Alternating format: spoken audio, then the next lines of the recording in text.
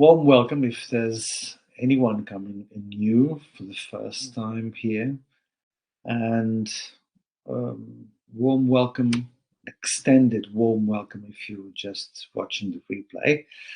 And of course, a warm welcome to Christopher, who got here on first instance this morning. No issues. You know, like he was telling me the other day, we can be a very slow learner, which is not the case. But we learn. Experience makes it all. So thank you, Christopher, for being here and for, just dealing with all this tech stuff each and every day. Okay, so next hour is for our practice, diving into letting go. Is it an act of will? Theme that Christopher has been wisely exploring and will be exploring until tomorrow. Christopher doesn't need much presentations. He's one of the senior most Dharma teacher in the West. He's been teaching for over 50 years. He is in Totnes, Devon, and he will be guiding this next hour. If by the end of the session, when we come for the Q&A time or for your comments, you can use the chat or you can use the little virtual hand on the bottom of the screen if you want to come on screen, if we have time for that. And yeah, lastly, just short and very gentle reminder of dana, the Buddhist practice of generosity.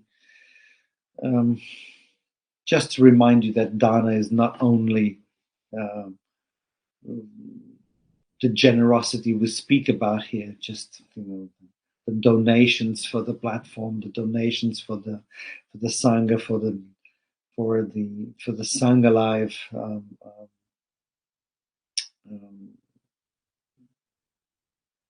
basic needs.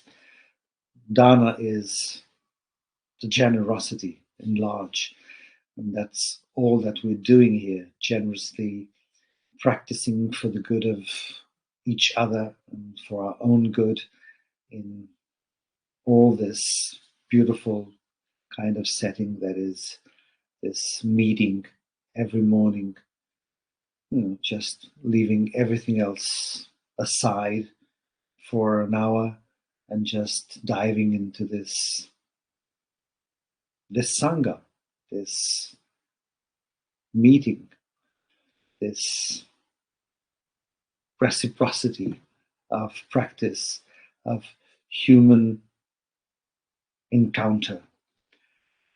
But all of this requires technical platforms, people working, teachers teaching, giving their time, their wisdom, their practice. And all of that has, of course,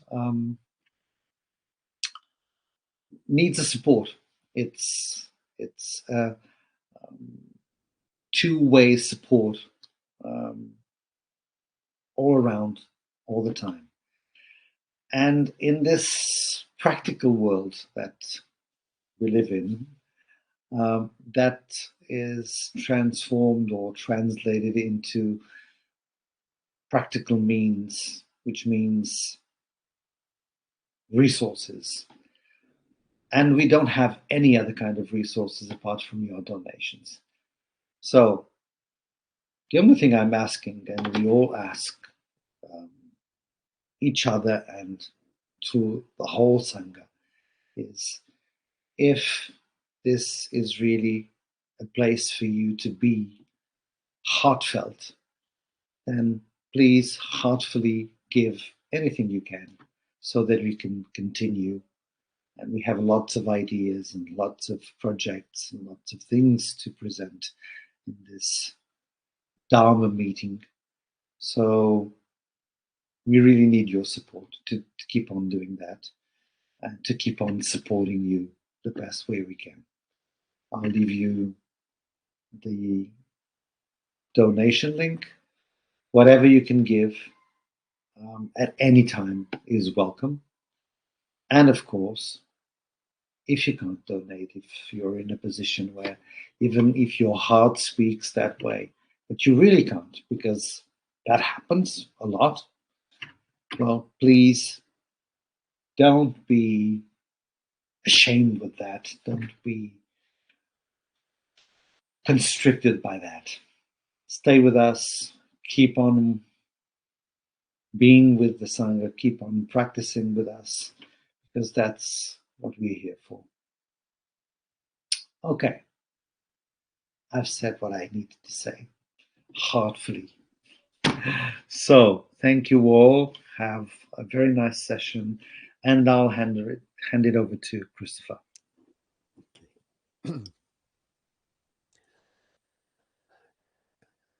Good morning, everybody, wherever you are on our rather small and vulnerable planet.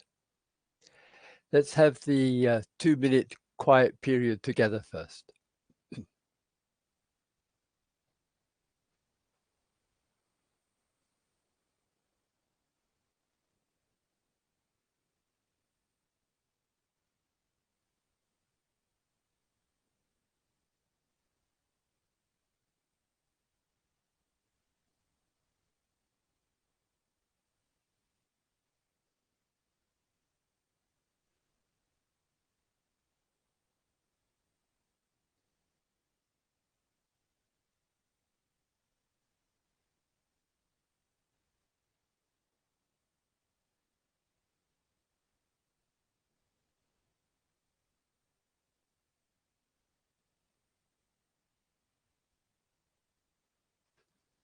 Okay.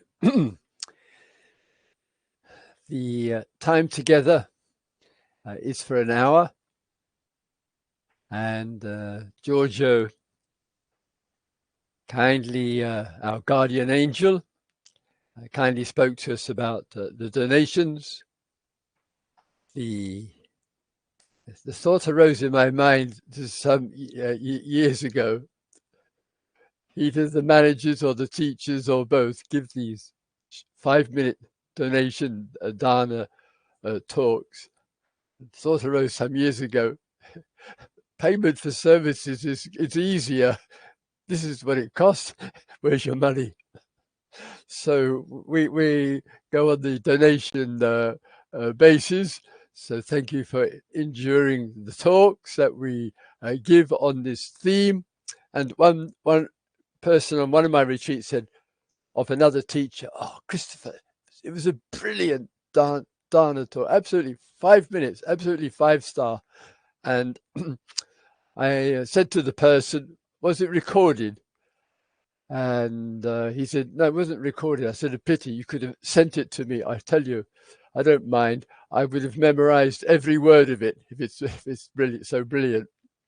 However, in this period of time, firstly, to begin with a 15-minute or so talk with you. Secondly, the guided meditation. Thirdly, the question and answer period. So far, it's been in the chat column, which is absolutely fine, or spoken as you wish. Just before giving the talk on the theme, I would like to respond to 2 questions which were in the chat column yesterday. And George, he kindly sent them over to me in my WhatsApp. I have both questions here. I hadn't seen them in the chat column. When I read the questions, I might have been in a state of avoidance. You'll see what I mean with absolutely 5-star questions, both directions. One of them I'm not going to answer. I'll tell you in a minute why. First question. This is from Renee. What about the feelings we do want to cultivate? Love and compassion for all beings. How do we filter the feelings we do want to identify with from those that we want to not be attached to? So what about the feelings we want to cultivate, love and compassion? East and West for a moment, and it's important. The West, as is revealed in that and as the normal response, there is pretty well an association that love and compassion are feelings and belong to the heart world.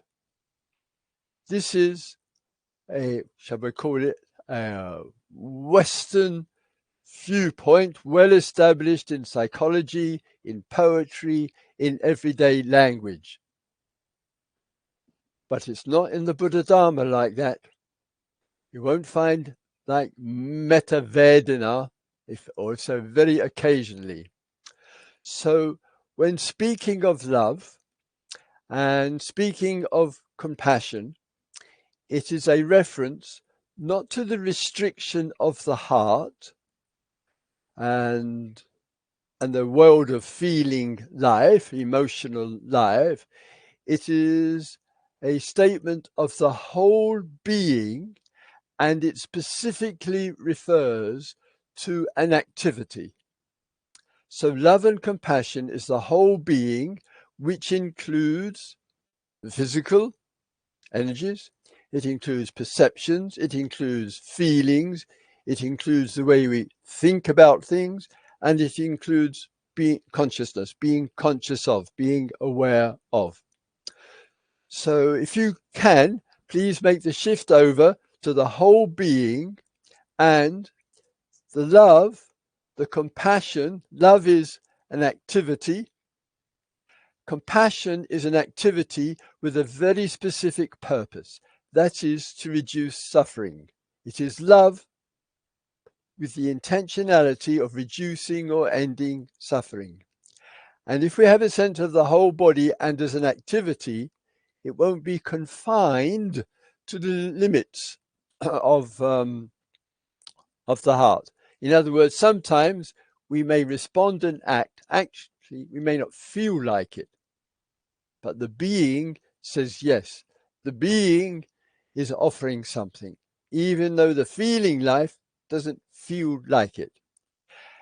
The distinguishing of the difference between the two, just to come to the second part of the question here, how do we filter the feelings there?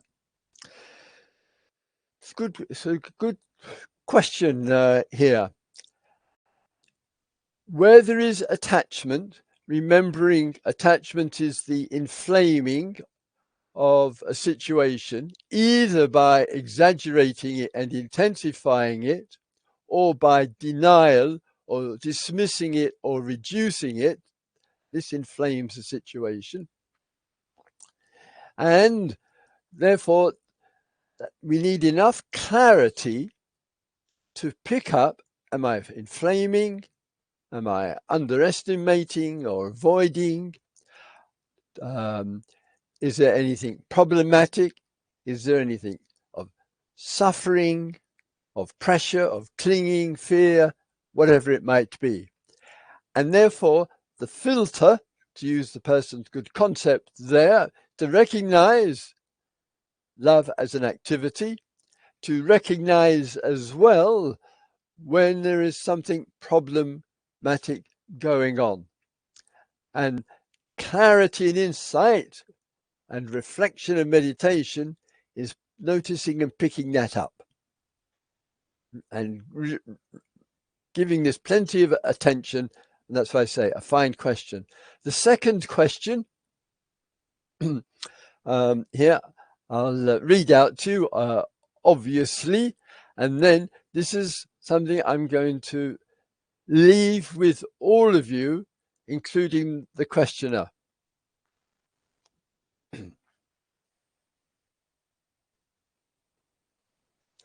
I'll read it slowly. It's a 5-star question, like the other one. If everything arises from infinite causes and conditions, where is our freedom? I'll repeat the question. If everything arises from infinite causes and conditions, where is our freedom? If I may, though it could be said to, if I may, to, since it's the days of letting go, to let go of the word infinite there. And this is the invitation for those of you, especially the many of you dedicated meditators, to reflect on this, to where is the freedom in this, as it were, world of causes and conditions where things happen. And what I would like you to do is to meditate and reflect on it when you have some time. If you get some response to it, to the question, including to the good person who raised the question, what I would like you to do is to send me an email, and I'll read through. And I'm going to give you a little clue. The person asks, where is the freedom if everything arises is due to causes and conditions? And the small clue that I have offering here, the causes and conditions is the confirmation of liberation. The causes and conditions is the confirmation of liberation. And that's my small offering. And with the questions, finally, if I may, I won't use your good names, but I'll put the question in my post blog. That means I'll give a general response to them, and they'll be available. I won't say any more than that, and thank you for the 2 questions. A little bit, it fits in well today with what I wrote in the preamble, the thread and the theme of today. And what I mean by that, I wrote in the description, here is this life going on. And in order for something to arise, something has to give way for it to arise. Even our modest birth, life, and death is giving way, making space for fresh births, lives, and death to take place. And we can see that, and it's an important aspect of reflection there. Goodness me, this moment, this engagement currently that you and I have, and which brings us together, the past has to, in a way, naturally, organically, evolutionary wise, the past has to give way to the present. So what I spoke about just a minute ago with regard to the questions, we've moved on from that. And that unfolding process, due to the causes and conditions, keeps unfolding. With the unfolding which takes place there, we look at that relationship. Now, once again, I know these are generalizations. Forgive me, or don't forgive me, as you like. Dharma teachings and practices have a precision which is not easily found in our Western culture and society. It isn't easy to find in the depth of the teachings, the language called the past. This is in Buddha Dharma. The past, the present, and the future. Nouns, the past, the present, and future. The past, the here and now, the future. Can't find it easy in the text. It's precise. It's active. So when what was spoken of, and this is an important insight and reflection for you, what is spoken of was that which did arise. That which did arise. That which is arising. That which will or might arise. And this relationship, even in just speaking it, the feeling tone, at least the feeling tone in this walla, the feeling tone, that which did arise, carries with it a sense, it arose, it stayed for a while, we thought about it, we remembered, and it passed. It's more active. And therefore, rather than saying, my past, as though it is something fixed and substantial, for better or worse, we're more interested in moving from the generality to, this did arise. It did stay in the memory or in the thought or in the influence, and it did pass. And it seems to me in the feeling tone there, the acknowledgement that it's not that substantial as we tend to think of it when we use the language of nouns, of substances, of events. And with that dynamic, sometimes we can therefore recognize, this is arising. This is arising, the communication with you. And this might or will arise. What you and I have to deal with as human beings to find and know what liberation is, the immediacy there, is in all three cases. What was, what is, what will might be. There's a process going on. Please give plenty of interest to this process. And what I mean by that, simple language for the moment. Coming back to what was, there is, so to speak, the one who remembers. There is the remembering, the activity, and there is that which was remembered. There is the viewing, I'm talking about here and now, or the viewer, the observer, the one who is mindful. There is the process, being mindful of the words said, being mindful of what's happening. And there is the object of interest. So there's the subject, there is the activity, and there is the object of interest called the Sangha. Similarly, with regard to the future,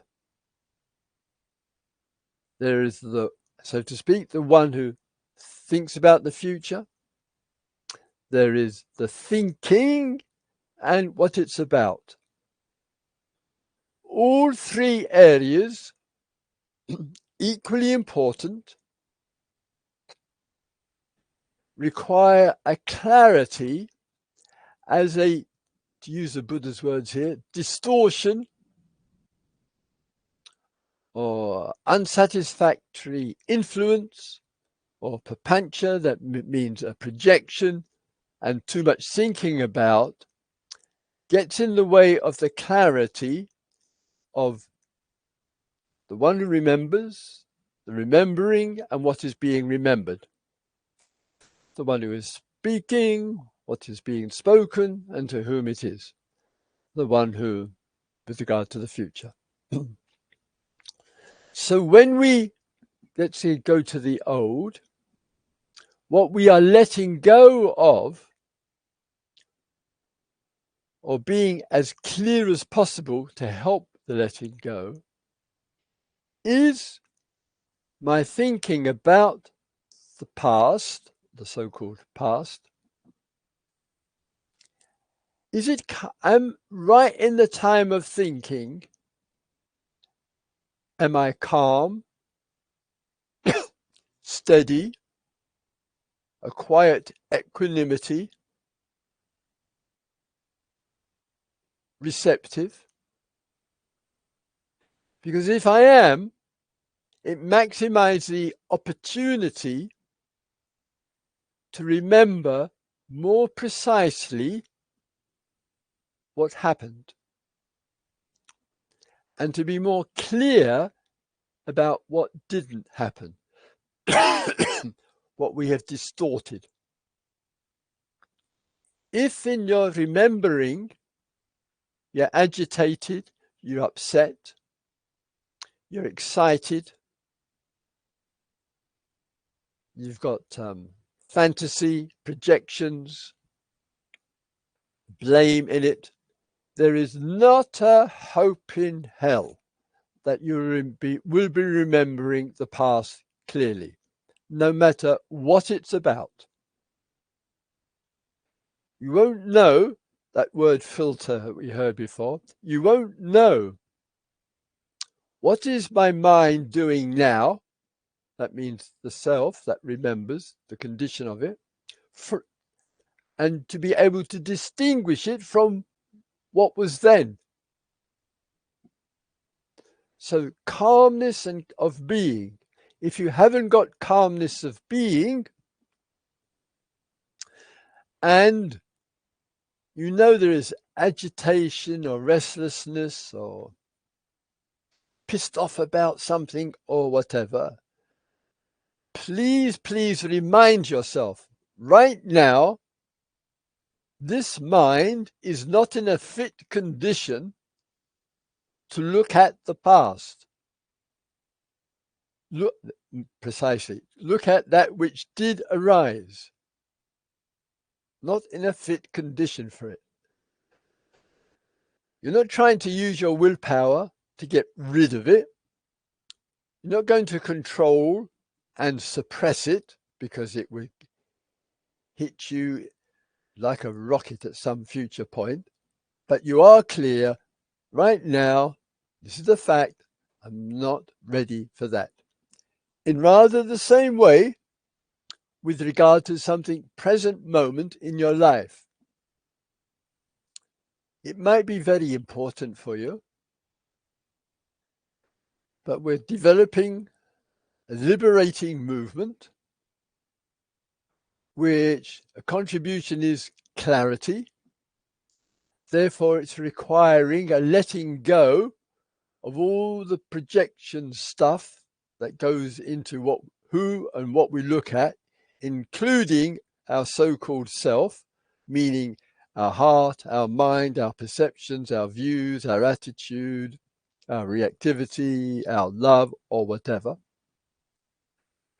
And we want to be able to look at that from a calm place in order to see clearly, to see what we need to respond.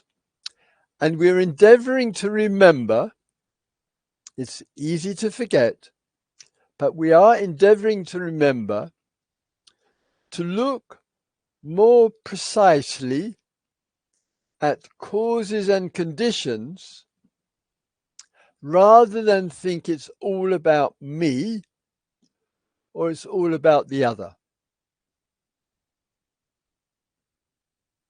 Rather than think it's all about me, or it's all about the other, or it's all about both.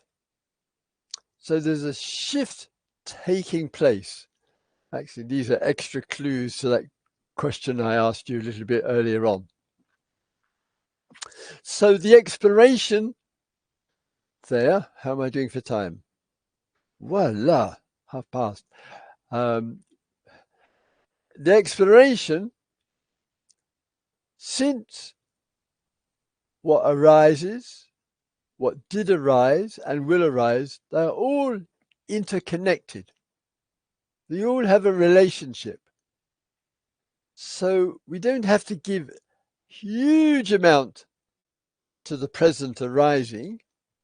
It's certainly worthy of attention, certainly worthy of real interest. It's certainly worthy a great contribution to calmness and clarity. But we're expansive human beings, and in expansive human beings is a clarity contributing to a wisdom about what did arise, what is arising, what might or will arise. Let's have a quiet minute together, and then the guided.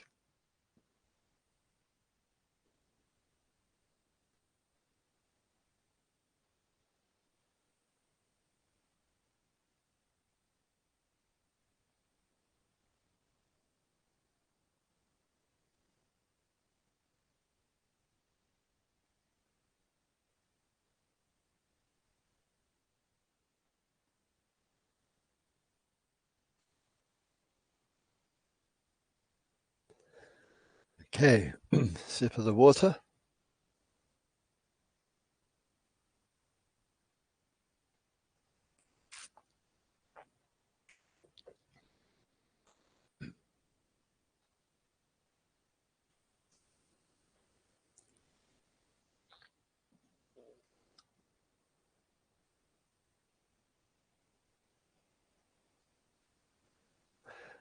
So checking with the posture, the tall, upright posture.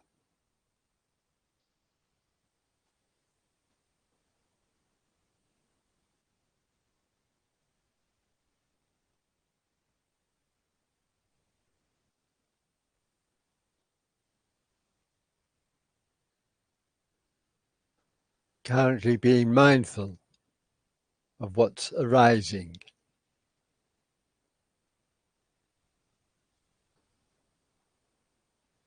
Meaning out of the vast, expansive dynamics in this great field of existence. Right now, there's certain arisings taking place. The arising of this person's voice, of the words being spoken.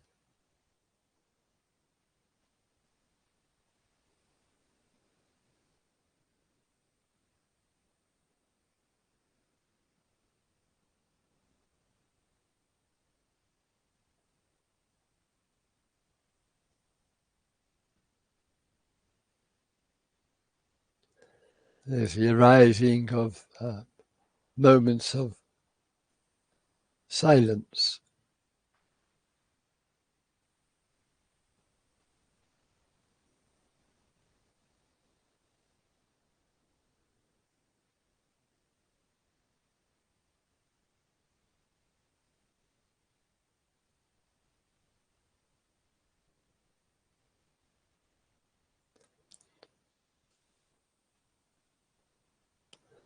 Sometimes the view is there is the voice, and this brings an end to the silence.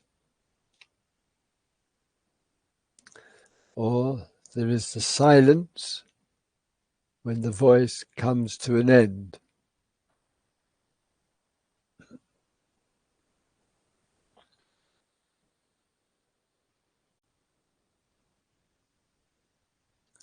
and sometimes in the view.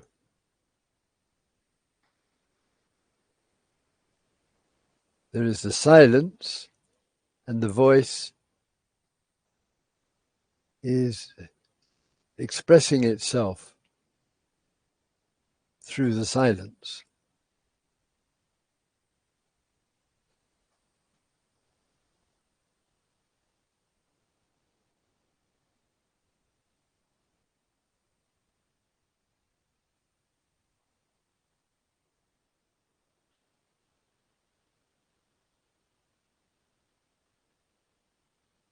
Small, modest,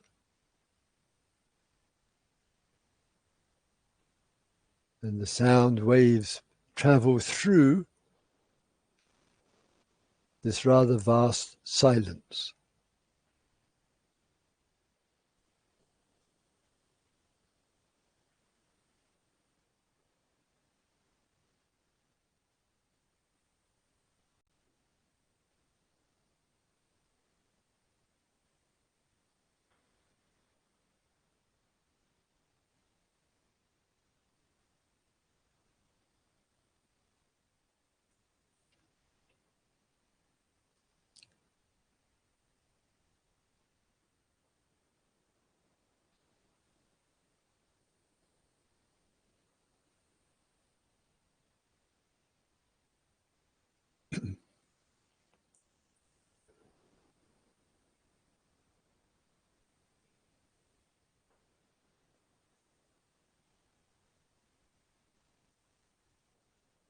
The silence can reveal the absence of the naming process.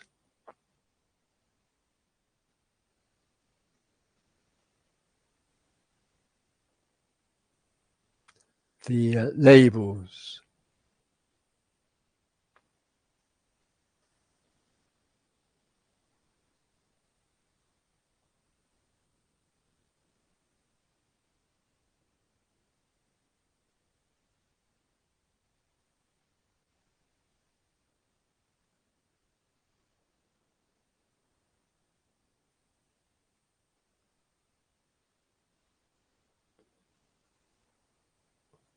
We can experience, sense, recognize the silence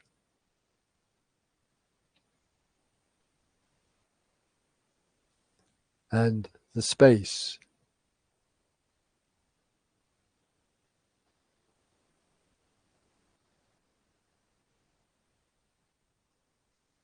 Sometimes it seems like we take the view, oh, the thoughts, the words, the concepts, the views, the ideas, the opinions, the judgments, the being judgmental, obstructs, gets in the way of the silence, of the spaciousness.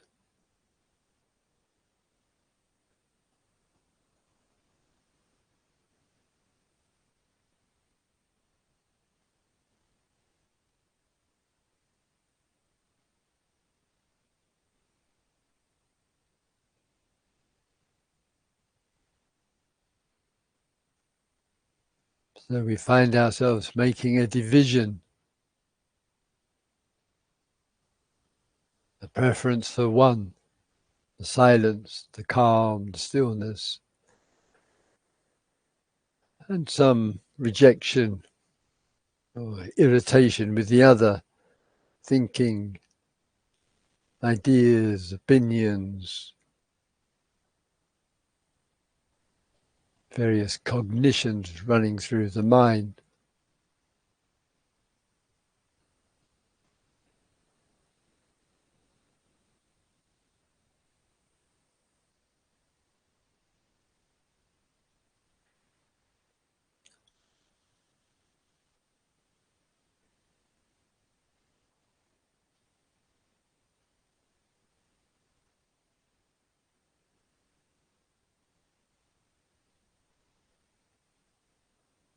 So there are the presentations in the immediacy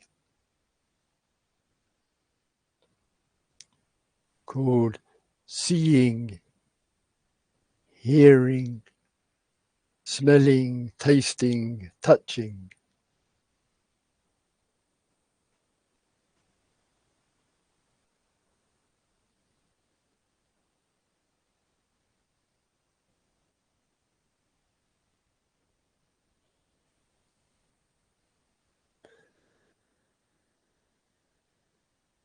And so with the seeing, the seer arises.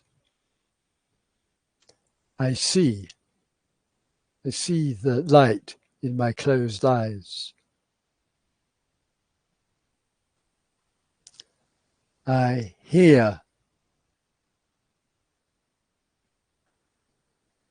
the sound of the voice.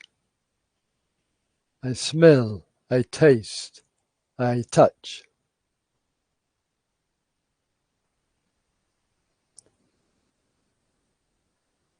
So there is a threefold process: the seer, the seeing, and that which is seen, the hearer, the hearing, and that which is heard, and so forth.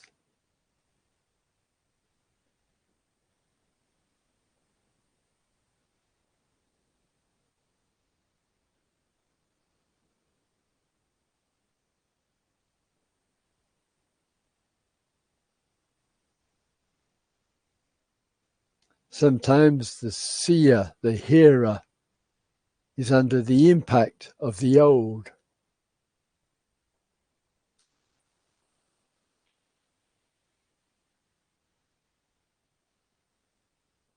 The repeat, the reaction out of what did arise and the memories and impressions that were left, affecting the seer, which affects the seeing, which affects the seen.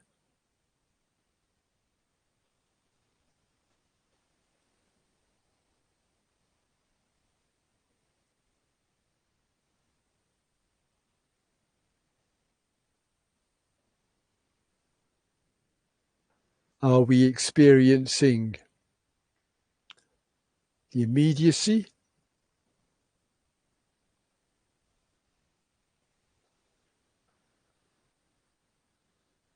Or are we looking, so to speak, at today through the eyes of yesterday? At the fresh, looking at with the eyes of the old and unhelpful?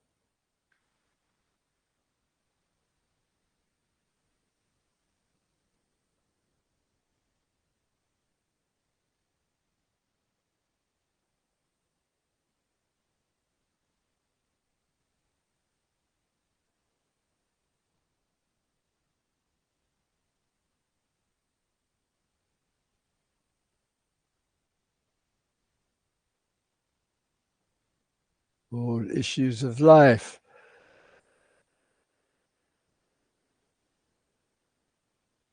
the multiplicity of responses are engaged in the seer, seeing and seen, hearer, hearing and heard, rememberer, remembering, and the remembered.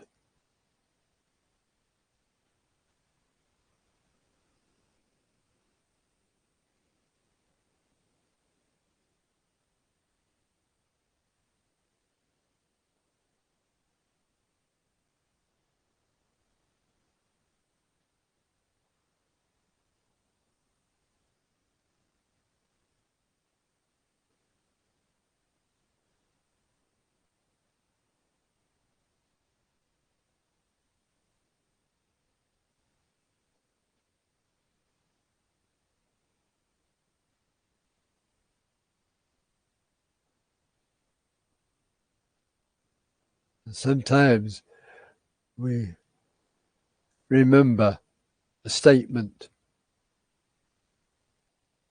words which are of value.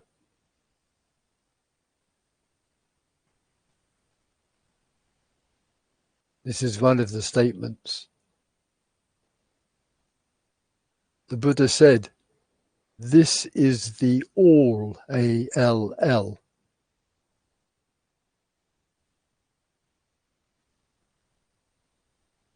Senses and the seeing, that process. Remember, the remembering and the remembered.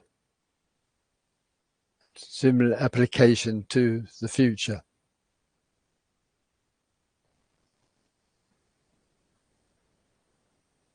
To imagine something outside of all of this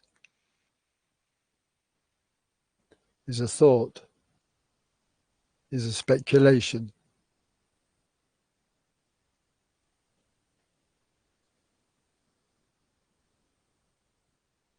Profound discoveries are amidst these familiar daily events or constructions of our daily life.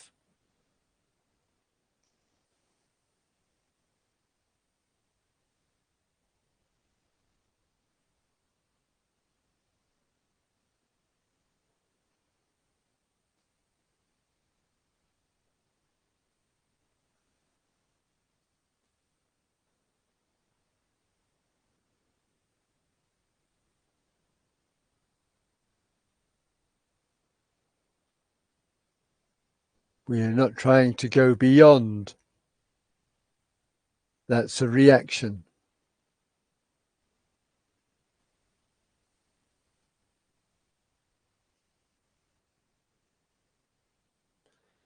We are not surrendering to an idea, oh, this is it, there's nothing much we can do. We are trapped in the past and present.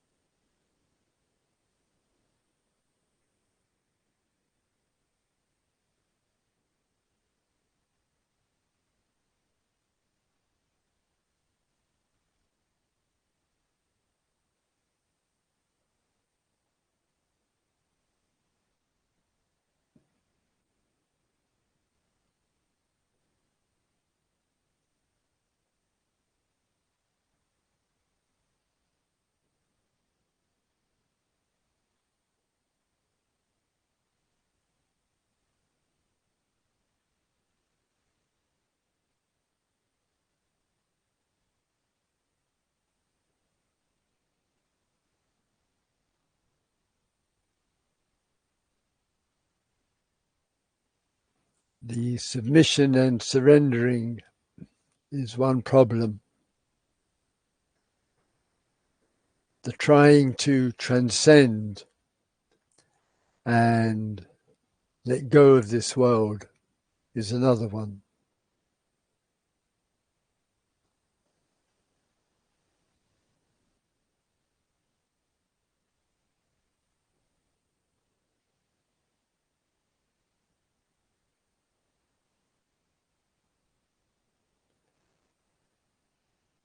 Both inhibit our opportunity to see clearly.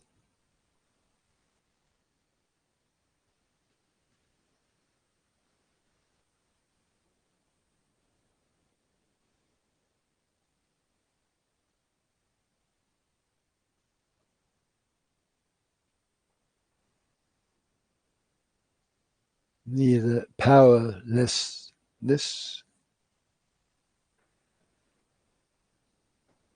nor using willpower.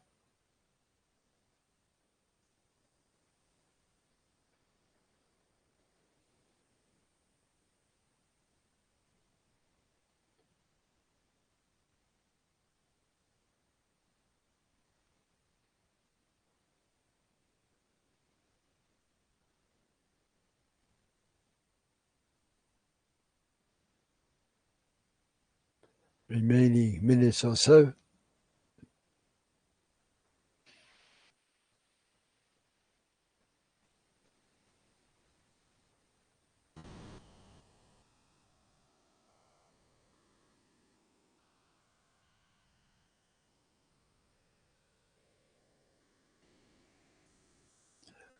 Okay. Thank you.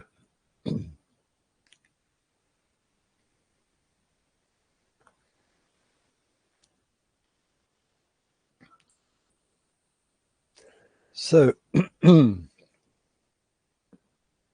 got the reading tools here. So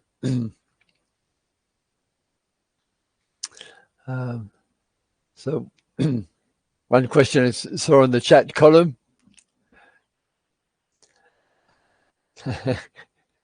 Love is a doing word with a question mark. It's a lot more than that. So,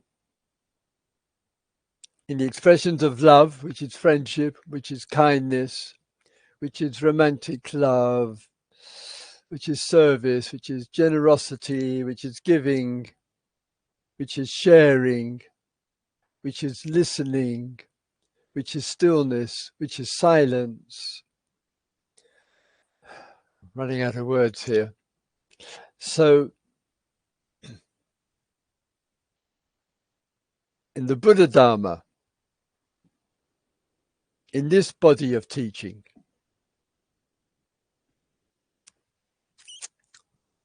love is immeasurable. To put it in a box misses the love, the point of it, really. So it's appropriate to say, or for me to say, and emphasize a little bit earlier, you could say love is doing, but only as a kind of antidote, thinking love is just about how I feel. However, to put it into, take it from how I feel to doing is a limitation in both directions. There are many, many ways that love can express itself. It is not dependent on the feeling, and therefore it's also not dependent on the doing. Keep exploring love. It's worthwhile. It's beautiful. It's profoundly liberating, as it's immeasurable, like liberation is, like the truth is, like reality is. It's a reminder of the profound and the deep. Quite something, love. Quite something of our species. Right. How can I prepare for and manage the likely drop in energy following a long period of focus and intense effort to thoroughly explore and complete my task? In my case, working towards an exhibition of my efforts and findings. Question mark, exclamation mark, humor, question mark. Nice. All right.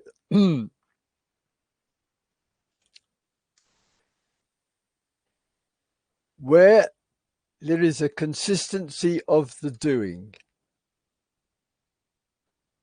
The consistency of the doing is the persistence with love. May not be enough wisdom, but nevertheless, with love, let us say, to complete a task. And that can require a lot of effort at times, a lot of energy, focus, and one is letting go of much more. But nobody in this world of 8 billion people, and all the past ones as well, can sustain it indefinitely. We're not made that way. So what that means is, metaphorically, it can be a lot of doing. It's a kind of breathing out, and we're not breathing in. My response would be outdoors. My immediate gut feeling response is the outdoors.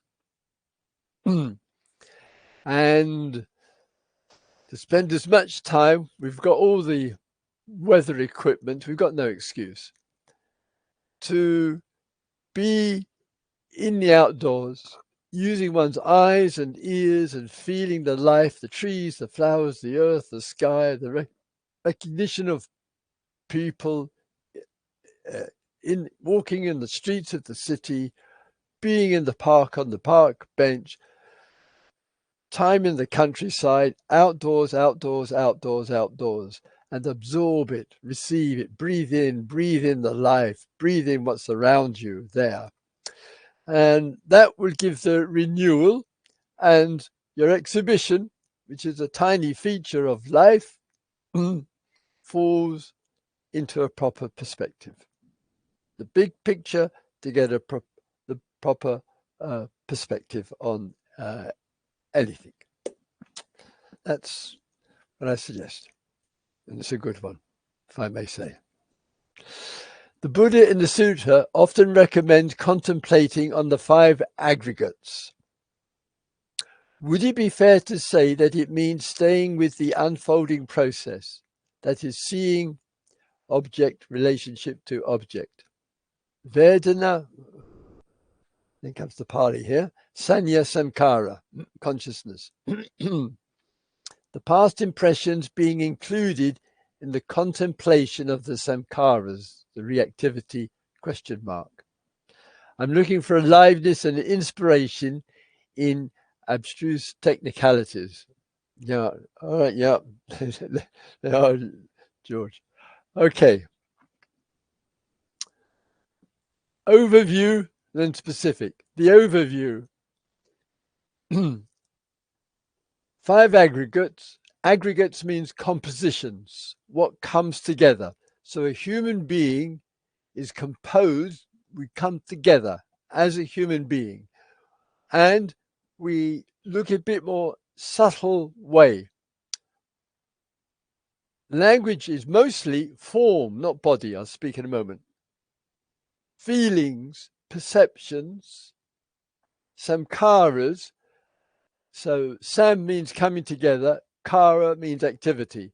So samkaras include all forms and shapes. It includes all states of mind. It especially includes thought, reactivity, and so forth. And the 5th is consciousness. And all of them are interdependent. You can't really have one without the other. What is often forgotten is an important bit here. Though kaya, that means body, is occasionally used, but its form, which is rupa, which is the word to include everything. So the world is a world of mentality and materiality. It's a world of psychology and physicality. It's a world of names, words, thoughts, ideas, concepts, and form. This is the world. This is what we are dealing with. And the Dharma says mind, matter are interrelated, interconnectedness. So the Dharma acknowledges the place of the mind, perceptions, feelings, samkaras, consciousness, as having a valid, very valid place as much as the world of materiality. Not that one, that material, is the cause of the other. There is a relationship between the two. In this relationship between the two, is the world of experience. It comes out of the dynamic of the world around, the rupa, and our life, and our exploration is to feel this life, perceive this life, reflect, think wisely about this life, and to really engage with it. The value of the 5 compositions, 5 aggregates, which is the word, I don't hardly remember anybody ever using it except the Buddhist translators, is that sometimes we need to give attention to the forms, the things of life. Physical body is included in that, but our relationship to other forms, the form of the computer, the form of the day, etc. Similarly, with the feeling life, significantly important. Perceptions, I see, I hear, I smell. Samkaras, thoughts, speech, form of samkara, activities, a form of samkaras, and consciousness. Mindfulness, in a way, is giving extra care to consciousness, being more conscious of, being more mindful of, to awareness, to attention, to seeing there. So do explore all 5 compositions, and sometimes in your exploration, you might take one of them, even though they're interconnected, and give more attention. What am I feeling right now as I listen? What is the feeling that arises in certain situations? Can I see a feeling? This is just a feeling, and recognizing it for what it is, and taking the others as well. So it comes out of the technicality, and it's very valid in the world of exploration. That's all that we have to work with. Body, feelings, perceptions, thoughts, states of mind, backstroke, and consciousness. This is it. It's not that difficult. It's not that big a deal. It's just a reminder. Here's where we work. Here's where we explore. Here's where we experience. All right. Let me have a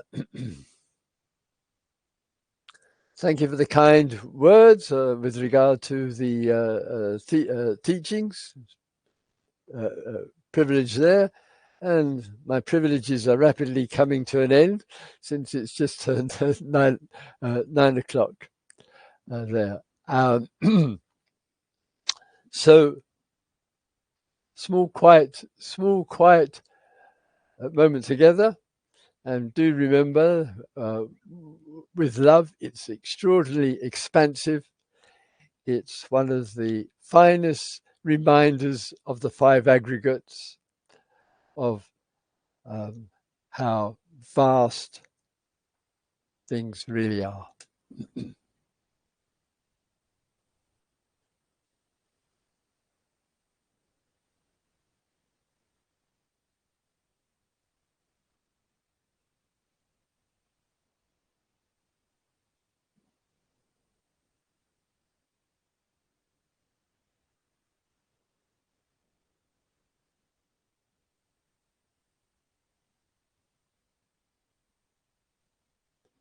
May all beings abide with calm and clarity.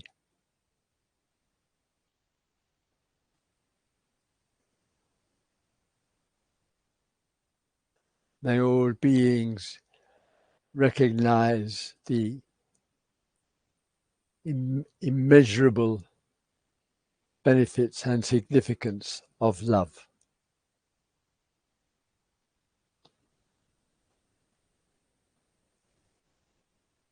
May all beings live a liberated way of life and respond clearly to the challenges that emerge.